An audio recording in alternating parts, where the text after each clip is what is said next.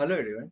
आज के वीडियो में हम बनाएंगे एक ऐसा एक्सेल वीबीए मैक्रो जो आपके शीट को ना ऑटोमेटिकली पीडीएफ में कन्वर्ट करेगा। ना आपको सेव एज करना है, ना आपको फॉर्मेटिंग करना है। बस आप एक क्लिक करेंगे और आपका जो पीडीएफ है वो जनरेट हो जाएगा। तो कुछ इस प्रकार, जैसे यहाँ जनरेट का बटन है, इस पे हम क्लिक करते हैं। क्लिक होने के बाद यहाँ देखिए, यार पीडीएफ सेव, मेरा लोकेशन और मेरा रिपोर्ट का नाम। हम बस करते हैं ओके। अब इसको खोलते हैं। खोलने के बाद देखिए ये कुछ इस प्रकार, ठीक है, ये मेरा पीडीएफ फॉर्मेट में सेव हो चुका। तो आप वंडर कर रहे होंगे कि ये कैसे किया जा सकता है।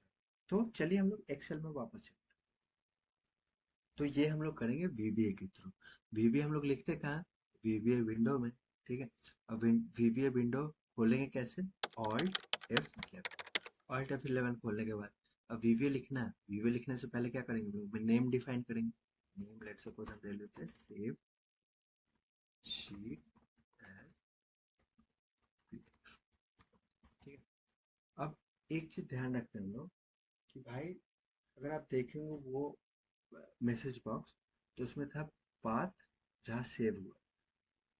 तो हमको पाथ डिफाइन करना है, क्योंकि कहीं ना कहीं तो स्टोर करवाना होगा ना, अगर सेव टू पीडीएफ कर रहे हैं। तो एक सबसे बेस्ट प्रैक्टिस होता है, जिस भी फोल्डर या फाइल डायरेक्टरी में आपका एक्सेल है, उसी में आप पीडीएफ फॉर्मेट में स्टोर करवा दीजिए। तो आपको सबसे पहले क्या करना होगा कि आपको पाथ डिफाइन करना है, और उसी पाथ में आपको पीडीएफ कन्वर्ट करना है। तो दो चीजें करना है, पीडीएफ में कन्वर्ट तो करना ही करना है, बट आपको पीडीएफ में कन्वर्ट करने के साथ साथ आपको पाथ भी देना है। ठीक है, तो हम लोग पाथ कैसे देंगे। पाथ देने का एक सबसे अच्छा तरीका है, सेम डायरेक्टरी के लिए कि जो जहाँ भी एक्सेल होगा उसको लिखेंगे दिस वर्कबुक डॉट पाथ। ये क्या देगा कि आपका करेंटली जो भी एक्सेल है ना, वो कहाँ पे बैठा हुआ, ठीक है, वो दे देगा। उसके बाद आप फाइल को नेम देते रहिए। ठीक है। अब हमको चाहिए PDF path, PDF path as string. ठीक है। अब मेरा पीडीएफ पाथ क्या होगा, सबसे पहला होगा this work book dot path.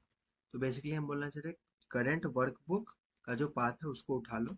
उसके बाद एक काम करो, फाइल स्ट्रक्चर बनाने के लिए बैकस्लैश एंड देन शीट का नाम, लेट्स सपोज सेल्स रिपोर्ट। ठीक है। जब भी ऐसा एम्बिग्यूटी है ना कि सेल्स रिपोर्ट, यह तो मल्टीपल टाइम जनरेट होगा। अगर एक बार करना हो तो मैक्रो लिखने का कोई जरूरत नहीं। अगर मल्टीपल टाइम होगा तब तो आपको वो ये एम्बिग्यूटी को हटाना है ना। ये हटाने के लिए सबसे इजी तरीका होता है कि आप डेट को ऐड कर दीजिए। ठीक है। तो डेट ऐड कैसे होगा, डेट ऐड करने के लिए आप एक काम करिए, फॉर्मेट कर दीजिए आज का डेट इनटू, जब आप डेट लिख रहे हैं ना इसका मतलब आज का date, format date as DDMMYY। मतलब ये क्या करेगा, 08/05/2025। अगर इसको हम चेंज कर दें YYYY MM DD, इसका मतलब था 2025/050। ठीक है। फॉर्मेट आप एक बार पढ़ लीजिए उन्हें कैसे क्या, समझे।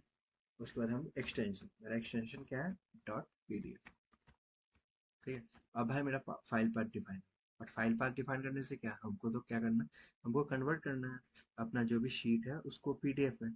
तो करंट शीट को हम क्या बोलते हैं, एक्टिव शीट, एक्टिव शीट। ठीक है। अब हमको इसको एक्सपोर्ट करना है पीडीएफ में।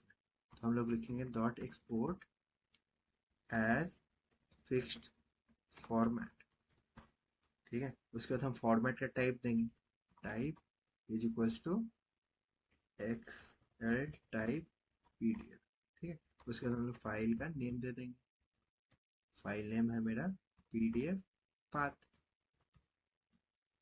ठीक है।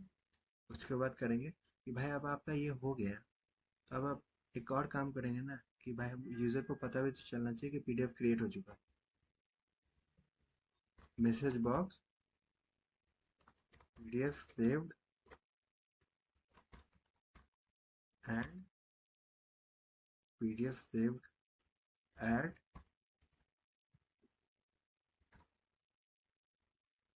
पीडीएफ। ठीक है। अब चलिए इसको रन करके देखते हैं। रन कैसे करेंगे, रन करने के लिए ग्रीन बटन रन कर सकते हैं, ठीक है, या उस जनरेट वाले में यस साइन कर सकते हैं। यहाँ पूछ रहा है किसको रन करना है।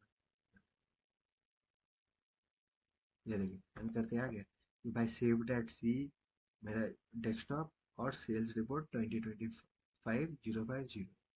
ठीक है, तो बेसिकली लोकेशन दे दिया और फाइल का नाम दे दिया, और यहाँ देखिए सेल्स रिपोर्ट 2025-05-0, और ये कुछ इस प्रकार का आपका रिपोर्ट पीडीएफ में कन्वर्ट हो गया। तो आई होप आपको मजा आया होगा, कुछ आप नया सीखे होंगे। Thank you. Follow for more.